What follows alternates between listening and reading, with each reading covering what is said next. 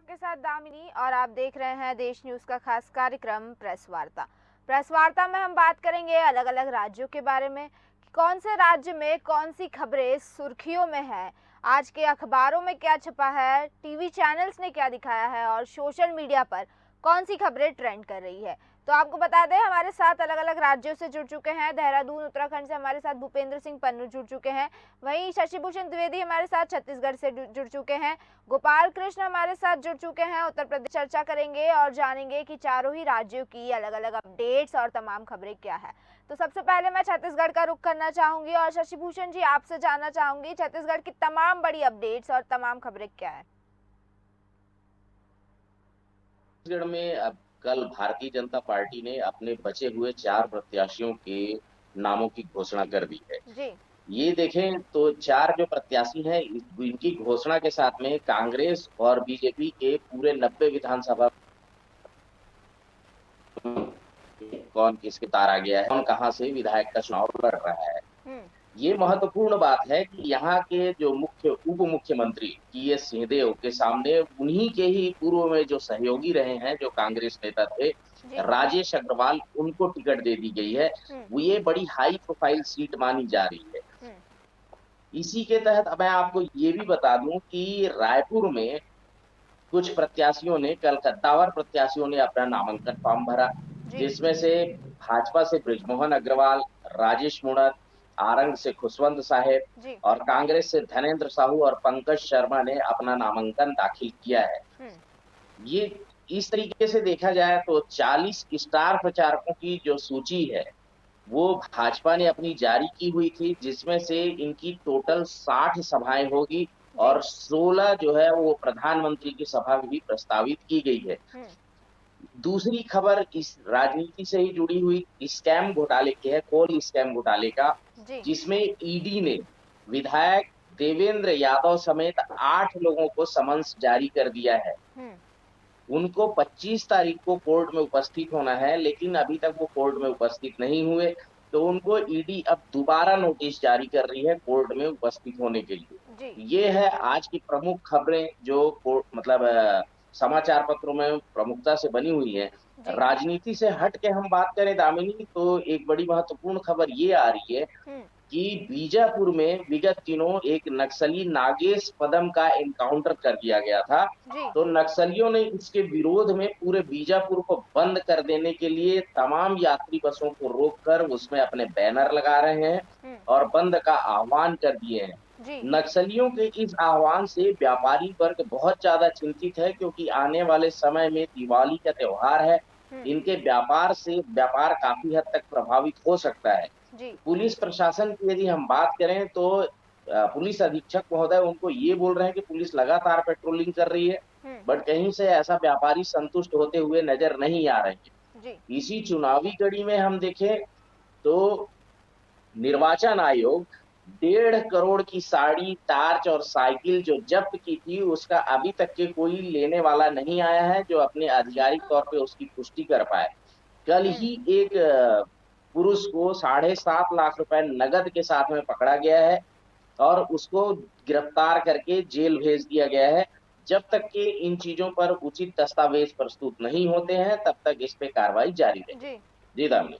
वहीं उत्तर प्रदेश का रुख करते हैं और गोपाल कृष्ण जी आपसे जानना चाहूंगी कि उत्तर प्रदेश की तमाम बड़ी अपडेट्स और क्या कुछ खबरें सुर्खियों में है। जी अगर आपको मैं बता दूं कि उत्तर प्रदेश से सबसे बड़ी खबर आपको है, अयोध्या से है, रामलला से है। तो ये सबसे बड़ी खबर आपको बता दें हम्म। कि 22 जनवरी को भव्य मंदिर के गर्भगृह में रामलला प्रतिष्ठित करे जाएंगे और ये पीएम मोदी को जो है श्री राम जन्मभूमि तीर्थ ट्रस्ट पदाधिकारियों ने प्रधानमंत्री को सौंपा है औपचारिक आमंत्रण पत्र। तो ये जो है उनको निमंत्रण पत्र जो दिया है उससे ये है कि ट्रस्ट के पदाधिकारियों ने प्रधानमंत्री मोदी से भेंट की है। राम जन्मभूमि पर नवनिर्मित मंदिर में रामलला के विग्रह की प्राण प्रतिष्ठा के लिए जी। औपचारिक रूप से आमंत्रित भी किया है प्रधानमंत्री जी को। प्रधानमंत्री मोदी ने बताया कि इस प्राण प्रतिष्ठा के अवसर का साक्षी बनने पर प्रधान ये भी लिखा है मैं अपने को धन्य महसूस कर रहा हूँ कि इस अवसर पर हमको बुलाया जा रहा है।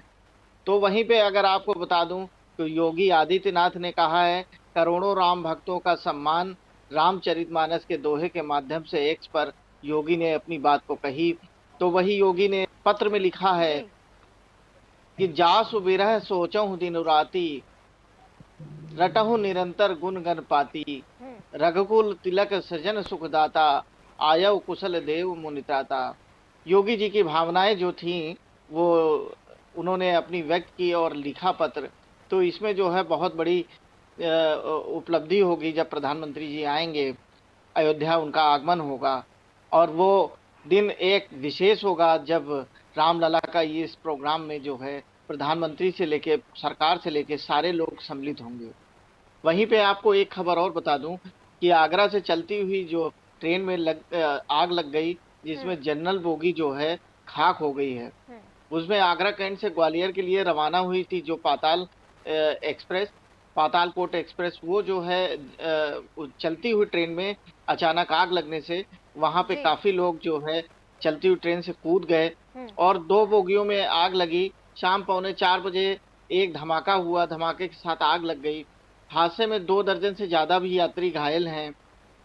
ये मामला अगर आपको बता दूं तो भांडई स्टेशन के पास हुआ। जी। जब गेटमैन ने देखा कि गाड़ी जो है जा रही है उसमें से धुआं निकल रहा है, तो उसने स्टेशन मास्टर को सूचित किया कि ये जो है धुआं निकल रहा है और ऐसा ऐसा मामला है। हम्म। तब कहीं जाके उस गाड़ी को रोका गया और ताबड़तोड़ तरीके से वहां पे फायर स्टेशन गाड़ियां आई और आग बुझाने का काम किया।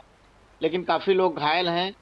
कई यात्री जो चलती ट्रेन से कूदे उनमें भी काफी घायल लोग हैं और कई लोग झुलस गए हैं। उनका उपचार चल रहा है और उनकी सरकार ने भी पूरी मदद की है, कहीं पे कोई कमी ना हो। इसके लिए चलते जो है सरकार पूरी मदद कर रही है कि यात्रियों का पूरा ध्यान दिया जाए। जी। वहीं हमारे साथ उत्तराखंड से अजय सैनी जी जुड़ चुके हैं। अजय सैनी जी, मैं आपसे जानना चाहूंगी कि उत्तराखंड की तमाम बड़ी अपडेट्स और तमाम बड़ी खबरें क्या है, हमारे दर्शकों को बताइए। दामिनी, मैं आपको बता दूं जो उत्तराखंड की खास खबरें ये हैं। जैसे कि मंगलवार को जो पूर्व मुख्यमंत्री हरीश रावत जी थे उत्तराखंड के, जी। उनका डिवाइडर से उनकी गाड़ी का एक्सीडेंट हो गया था हम्म। और वो जो है गंभीर रूप से 3 लोग उनके घायल हो गए थे। वो खुद भी घायल हो गए थे जी। और उनको निजी अस्पताल में भर्ती गया है। लेकिन उनको जो है छुट्टी दे दी गई थी, लेकिन उनकी कमर में और सीने में दर्द बताया जा रहा है और उनको जोलीग्रांट हॉस्पिटल में एडमिट कर दिया गया है। जी। वही मैं आपको बता दूं, जमरानी बांध परियोजना चल रही थी आपका नैनीताल से काठगोदाम की, उसकी केंद्रीय जो केंद्र सरकार ने उसकी मंजूरी दे दी है। तो वो जी। 10 किलोमीटर तक की ये बांध जमरानी बांध बनेगा। वही मैं आपको बता दूं कि 122 कॉलेजों में शिक्षा मंत्री हैं धन सिंह कर दिए हैं कि सबके चुनाव कराए जाएं। तो जो है 122 में चुनाव की तैयारी कर दी गई है। दामिनी जी। वहीं हम हिमाचल प्रदेश का रुख करते हैं और सुनीता सिंह जी, आपसे जानना चाहेंगे हिमाचल प्रदेश की तमाम बड़ी अपडेट्स और तमाम खबरें क्या है। जी दामिनी जी, मैं बताना चाहूंगी कि हिमाचल के मुख्यमंत्री सिंह सुक्खू ने कहा है कि बीजेपी के राष्ट्रीय अध्यक्ष जेपी नड्डा प्रदेश को हम उनके साथ चलने के लिए तैयार। जेपी नड्डा को आगे कदम बढ़ाने कि जहां आपदा की स्थिति में भाजपा सरकार को चाहिए वहीं वह राजनीति। वही बात करें तो बिलासपुर सिंह सुक्खू ने 11,062 परिवारों को किस्त की राशि प्रदान की है। मुख्यमंत्री सुखविंदर सिंह सुक्खू ने जिला में आपदा प्रभावितों को 9 करोड़ बांटे। जी। वहीं फिर से छत्तीसगढ़ का रुख करना चाहूंगी। शशिभूषण जी, आपसे जानना चाहूंगी, अगर राजनीति से हटके बात करें तो छत्तीसगढ़ में और क्या तमाम बड़ी अपडेट्स और तमाम खबरें हैं। राजनीति से हट के हम बात करें दामिनी, तो एक बड़ी महत्वपूर्ण खबर ये है कि छत्तीसगढ़ में जो पिछले लगातार जैसे भ्रष्टाचार के आरोप सरकार पर लगते रहे हैं, जी। इस डेवलपमेंट के नाम से जो बातें होती रही है, तो उस पे भी एक बड़ी महत्वपूर्ण खबर ये है कि करोड़ों रुपए खर्च करके 6 माह भी नहीं टिकी सड़क। ये प्रमुखता से शीर्षक मतलब समाचार पत्र ने बनाया है। इसको मैं ब्रीफ कर देता हूँ कि 6 महीने पहले ही जो सड़क बनी थी, अभी G20 का जो सम्मेलन होना था, तो जी। इससे पहले जो मंत्री थे राजेश मूणत, इनके शासनकाल में जो 54 करोड़ का रोड बना था, वीआईपी रोड, हुँ, जिसमें तमाम जगहों पर हरे वृक्षों को काट करके एयरपोर्ट जाने के लिए जो रोड बनाया गया था, जी। उस रोड पर महज 6 महीने पहले ही डामर का एक लेप चढ़ाया गया है। हुँ, तो इस तरीके से गुणवत्ताहीन सड़कों का जो निर्माण यहाँ पे देखने को मिल रहा है, करोड़ों के भ्रष्टाचार उजागर हो रहे हैं। 5 जी। करोड़ के करीब गौरव पथ का जो प्लान किया गया था, वो भी अधर पे लटका हुआ है। तो वो डेवलपमेंट के नाम से, सौंदर्यीकरण के नाम से जो स्मार्ट सिटी का जो प्रोजेक्ट यहाँ पे आया था, वो स्मार्ट सिटी प्रोजेक्ट कहीं न कहीं ऐसा लग रहा है कि ये भ्रष्टाचार का भेंट चढ़ गया है। हुँ, ये तो लोग इस पर आरोप लगा रहे हैं, ग्रामीण यहाँ के जो शहरवासी हैं, कि इन सड़कों को स्मार्ट सिटी ने ही बर्बाद कर रखा है। जी। तो इस तरीके की चीजें आ रही है। राजनीति से हट के एक दीगर खबर ये भी है कि अभी से पटाखा की दुकानें सजने लगी हैं। हुँ, पटाखे की दुकान जो अभी सज रहे हैं, वो बिना जांच के नए राजधानी में इस सीजन को देखते हुए चालू कर दिया गया है। हुँ। वहीं गोपाल एक कृष्ण बड़ी जी, आपसे आपसे बात करना चाहूँगी, आपसे जानना चाहूँगी कि जिस तरह से अभी शशि भूषण जी ने बताया, पटाखों की दुकानों को लेकर चीज़ें हो रही है, पटाखों की दुकानों को लेकर खबरें आ रही हैं, क्योंकि दिवाली का त्योहार नज़दीक है, पूरे देश भर में दिवाली की तैयारियां चल रही है। इसी के उपलक्ष्य में कई सारे दुकानदार अपने पटाखों की दुकानें लगा रहे हैं। तो इस तरह की कोई खबरें हैं क्या? इस पर प्रशासन किस तरह से सक्रिय है, किस तरह से जांच की जा रही है, और क्या कुछ तमाम अपडेट्स है दिवाली के त्योहार को लेके और प्रशासन की सक्रियता को लेके? जी, अगर मैं आपको बता दूं कि पटाखों को लेके जो है सतर्कता बहुत ज़रूरी है, क्योंकि दीपावली आ रही है। जी। प्रशासन भी जो है मुस्तैद है कहीं न कहीं, लेकिन जो है अवैध काम करने वाले लोग जो है कुछ न कुछ गड़बड़ कर देते हैं, जिससे जो है प्रशासन को भी दिक्कत आने लगती है। जी। तो ऐसे में आपको एक घटना और बता दूं मैं, कि अवैध पटाखा पटाखा जो फैक्ट्री थी, उसमें जो है बहुत धमाका हुआ हम्म। तेज़ी से, जिससे एक आदमी की मौत हो गई। जी। ये मामला अगर आपको बता दूं तो ये हरदोई जनपद का है, हम्म। जहाँ पे अवैध तरीके से जो है एक मकान में जो है पटाखा फैक्ट्री चल रही थी। जी। धमाके में क्या हुआ कि एक मजदूर जो है घायल हो गया तब, जब ये अनार में बारूद भरते समय ये हादसा हुआ। हम्म। हादसे में जो है ये मजदूर की तुरंत मौत हो गई, हम्म। और जो 2-3 लोग हैं वो घायल हो गए। जी। फैक्ट्री संचालक समेत 2 लोगों के गंभीर रूप से झुलस जाने की अभी तक जो है रिपोर्ट आ रही है। हम्म। ठड़ियावा के बड़ी बाजार में तौहीर सिद्दीकी अपने बड़े भाई के एक खाली मकान में अवैध रूप से पटाखा फैक्ट्री चला रहा था, हम्म। जिसमें ये हादसा हुआ। तो वह हादसे का कारण ही ये जो है अवैध रूप से जो चला रहा था, प्रशासन को नहीं मालूम था कि अवैध रूप से जो है फैक्ट्री चल रही है। तो आपको मैं बता दूं, दीपावली बिल्कुल करीब है, और हम्म। ऐसे में जो है मतलब अवैध तरीके से जो पटाखा फैक्ट्री चल रही है, वो बहुत ही मतलब जो है ठीक नहीं है, लोगों को दिक्कत होती है। वहीं पे अगर आपको एक और खबर मैं बता दूं उत्तर प्रदेश से, तो भारतीय टीम जो है लखनऊ पहुंच गई है। जी। लखनऊ पहुंचते ही भारतीय टीम का भव्य स्वागत हुआ।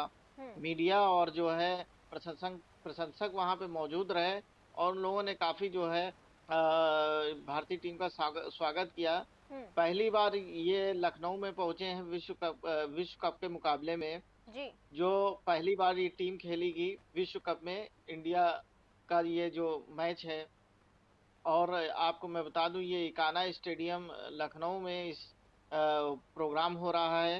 हम्म। और 4 दिन ये होटल में रुकेंगे, जितने खिलाड़ी हैं इंडिया के, तो ये 4 दिन रुकेंगे। और 4 दिन रुकने के बाद जो है ये यहाँ पे और लोगों से भी जो है शासन प्रशासन से स्तर से भी मुलाकातें होंगी, बहुत सारी चीजें होंगी। जी। और ये 50,000 का इकाना स्टेडियम वाला क्षमता रखता है। हम्म। 50,000 की क्षमता वाले इकाना स्टेडियम में ज्यादातर टिकट बुक हो चुके हैं, और जो है कुछ ही बचे हैं।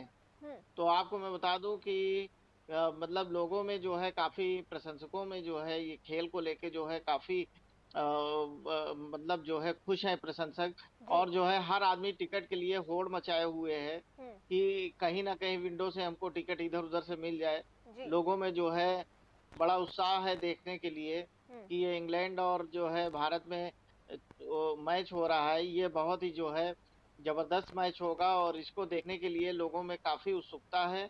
और प्रशासन भी पूरी तरीके से चाक चौबंद व्यवस्था में भी लगा हुआ है, कहीं पे भी जो है कोई चूक ना हो, इसके लिए तमाम सी व्यवस्थाएं भी हैं। और आपको मैं बता दूं कि ये मैच एक विशेष होगा और इसमें जो है हर व्यक्ति जो है अपने टिकट और जो है ऑनलाइन टिकट मिल नहीं रहे, जिससे लोगों को परेशानियां जी। भी हो रही हैं। लेकिन हर आदमी कहीं न गोपाल कहीं कृष्ण लगा जी, हुआ है कि उनको टिकट मिल जाए। गोपाल कृष्ण जी, टिकट के ऊपर ही एक और सवाल करना चाहूंगी, क्या इस तरह की कोई घटना या इस तरह की कोई खबरें सामने आई है कि टिकट को लेकर फर्जीवाड़ा हो रहा है या फर्जी टिकट बेचे जा रहे हैं, ठगी करके टिकट बेचे जा रहे हैं, इस तरह की कोई खबरें हैं क्या?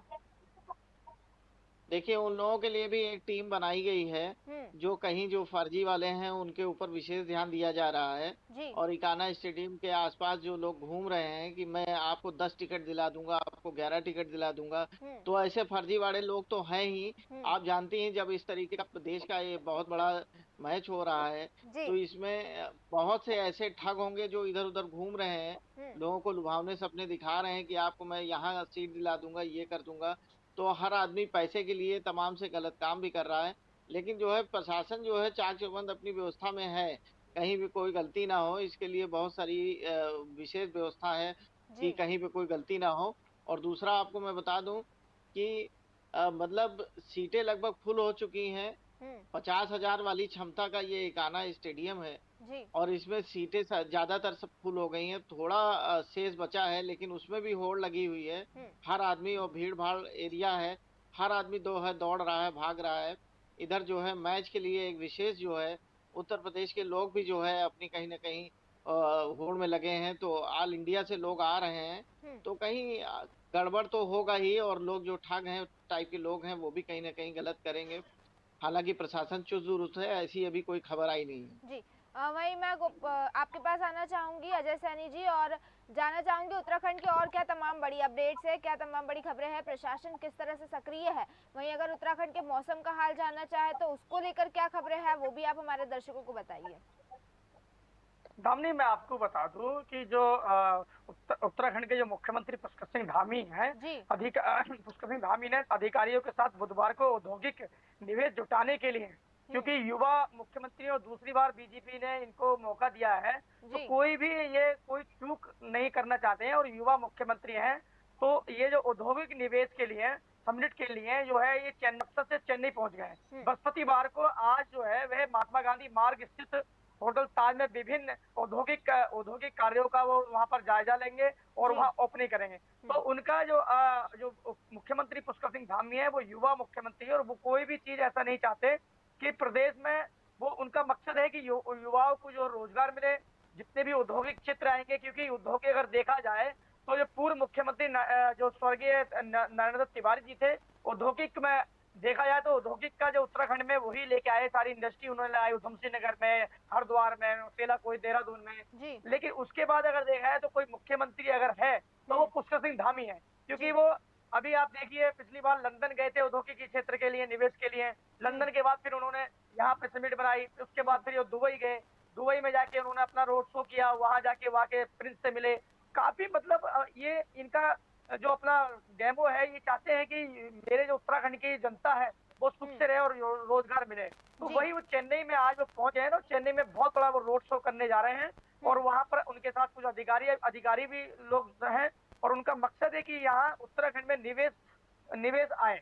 जी। दामिनी, वही बात मौसम की बात करें तो मौसम बहुत बढ़िया है, मौसम ठंडा हो गया है और जो दूर दूर दराज है जैसे केदारनाथ है, बद्रीनाथ है, बद्रीनाथ में ठंड का ज्यादा प्रकोप है, केदारनाथ में ऊंची चोटियों में बर्फबारी हो रही है वहां पर, और आपका बारिश का भी मौसम है। और निचले मैदानों में देखा जाए तो चटकी सी धूप निकल रही है यहाँ पर और हल्की सी ठंड है और लोगों के स्वेटर निकल आए हैं। दामिनी जी।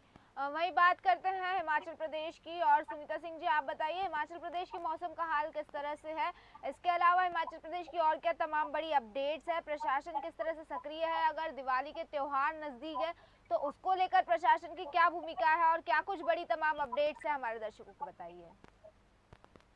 जी, मैं बताना चाहूंगी कि त्योहारी सीजन के चलते हुए किसी भी तरह की अग्नि घटना से निपटने के लिए अग्नि विभाग ने सोलन को पूरी तरह मुस्तैद रहने के लिए तैयार कर दिया है। अग्नि घटनाओं की आशंका को देखते हुए सभी अग्निशमन कर्मियों की छुट्टियों को जो है रद्द कर दिया गया है, ताकि किसी भी घटना के समय सारी सुविधाएं लोगों को प्राप्त हो।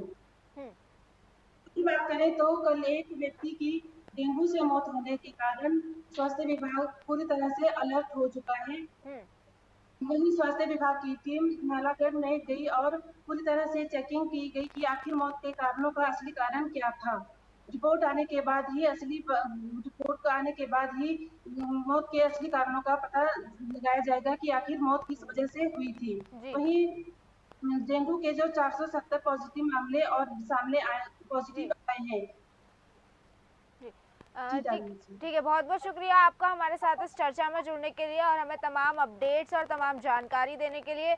तो जिस तरह से हमने तमाम राज्यों की बात की, चारों राज्यों की बात की, उत्तराखंड, हिमाचल प्रदेश, उत्तर प्रदेश और छत्तीसगढ़, इन तमाम राज्यों से हमने तमाम जानकारी ली, तमाम अपडेट्स ली और तमाम राज्यों की तमाम बड़ी खबरें हमने आपको बताई कि सरकार किस तरह से सक्रिय है, वहीं प्रशासन की क्या भूमिका है, आगामी दिवाली त्योहार को लेकर किस तरह से कार्य किया जा रहा है, इसके अलावा इन राज्यों में कौन सी खबरें सुर्खियों में है, ये सारी जानकारी हमने आपको दी। और हम फिर लौटेंगे ऐसे ही अलग अलग राज्यों की अलग अलग जानकारी लेकर। तब तक बने रहिए देश न्यूज़ के साथ। नमस्कार।